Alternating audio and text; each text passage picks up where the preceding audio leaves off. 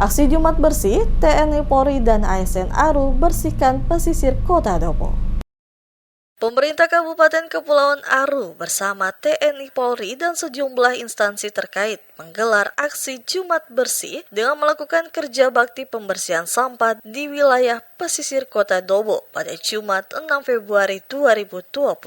Kegiatan tersebut dipimpin langsung Sekretaris Daerah Kepulauan Aru, Yakob Upian, dan dimulai sekitar pukul 7.30 waktu Indonesia Timur dengan titik kumpul di pantai Tanjung Lampu. Seluruh peserta kemudian dibagi ke sejumlah titik yang telah ditentukan. Area pembersihan meliputi taman kota hingga sepanjang pesisir menuju kawasan Kora Evar. Aksi ini menjadi wujud sinergi antara pemerintah daerah, aparat TNI Polri, serta instansi teknis dalam mendukung program pemerintah pusat sekaligus menumbuhkan kesadaran kolektif masyarakat akan pentingnya menjaga kebersihan dan kelestarian lingkungan.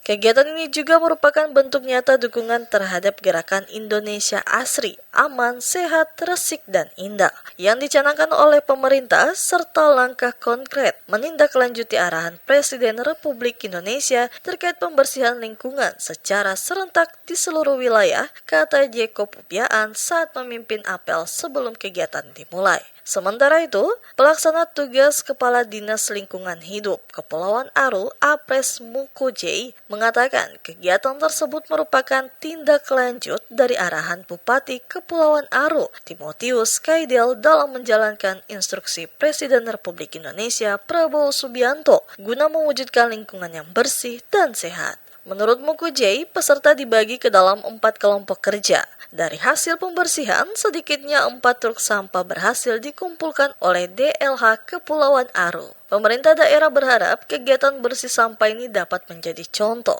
sekaligus motivasi bagi masyarakat agar terus berperan aktif menjaga kebersihan lingkungan secara berkelanjutan demi mewujudkan wilayah yang bersih, sehat, dan nyaman.